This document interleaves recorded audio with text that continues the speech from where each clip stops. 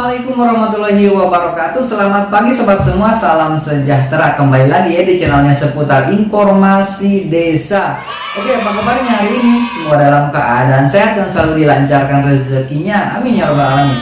Oke sobat, masih menjadi perbincangan hangat mengenai salah satunya status kepegawaian perangkat desa dan penghasilan tetap untuk perangkat desa itu setara golongan 2A. Dari beberapa sumber akan kita kaji dan kita analisa seperti apa perangkat desa ini memiliki tuntutan kepada pemerintah. Nah, kalau saya analisa itu ada 4 poin yang menjadi tuntutan perangkat desa kepada pemerintah. Oke, di video kali ini kita akan coba bahas, kita akan coba kaji seperti apa tuntutan dari perangkat desa ini ya.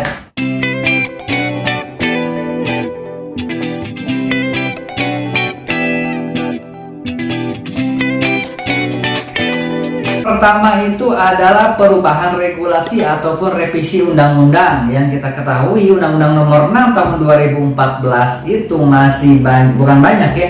Ada beberapa permasalahan yang harus diselesaikan. Salah satunya itu adalah adanya oknum kepala desa yang memecat perangkat desanya tanpa dasar, tanpa sebab karena politik pilkades ataupun yang lainnya seperti itu ya. Nah, padahal kita ketahui sudah diaturankan, sudah ditetapkan dari peraturan Menteri Dalam Negerinya seperti apa pengangkatan dan pemberhentian perangkat desa itu sendiri.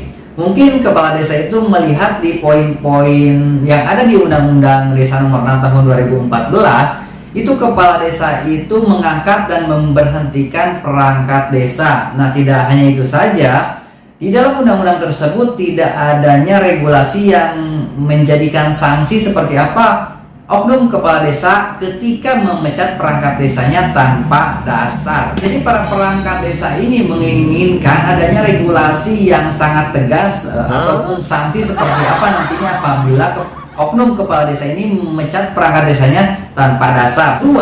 Ada penghasilan tetap ataupun gaji yang disetarakan golongan 2A. Nah, kita ketahui tahun 2019 lalu pada tanggal 14 Januari Silatnas yang dilaksanakan atau yang dilakukan oleh PPDI dan Bapak Presiden Joko Widodo ini menghasilkan salah satunya itu yaitu penghasilan tetap untuk perangkat desa itu disetarakan dengan golongan 2A. Dan kita ketahui ya lahirnya PP ataupun peraturan pemerintah nomor 11 tahun 2019 tentang penghasilan tetap dari kepala desa dan perangkat desa.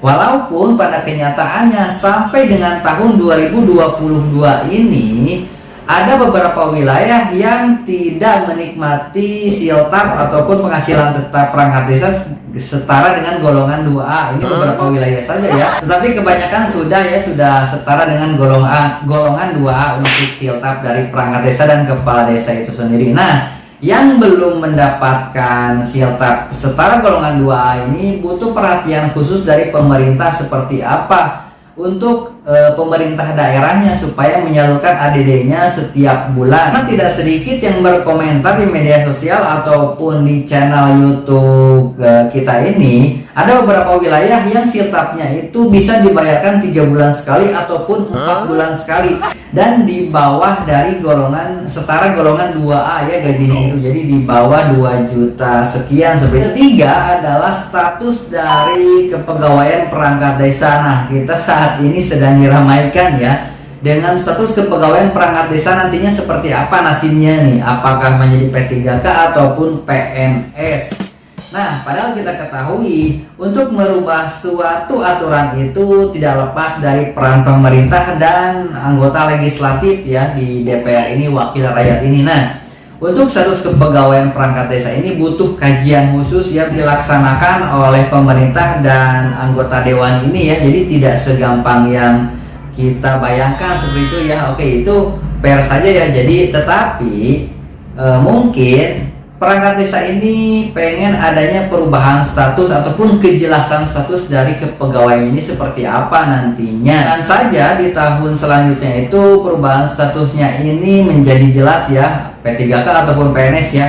Ya, kita aminkan saja dulu. Yang keempat, adanya penegasan tupoksi tentang perangkat desa. Nah, walaupun kita ketahui ya tugas pokok dan fungsi untuk perangkat desa ini sudah ditetapkan ya sesuai dengan Permendagri nomor 84 tahun 2015 tentang SOTK pemerintah desa. Akan tetapi penegasannya ini belum sepenuhnya karena di lapangan kita ketahui bersama ya, tidak sedikit perangkat desa itu yang belum memiliki SDM mencukupi atau sesuai dengan kemampuan ataupun kriteria yang diharuskan oleh Kementerian Dalam Negeri. Nah, ini perlu penegasan khusus ya dari pemerintah seperti apa nanti kriteria untuk pengangkatan perangkat desa ataupun kemampuan yang ada untuk menjadi perangkat desa. Ini perlu diperhatikan juga karena kita ketahui tupoksi yang ada di pemerintahan desa ini tidak 100% berjalan ya, sesuai dengan kewajibannya, baik itu kepala desa, sekretaris desa, kasih, kaur ataupun kepala dusun yang ada di pemerintahan desa. Nah, ini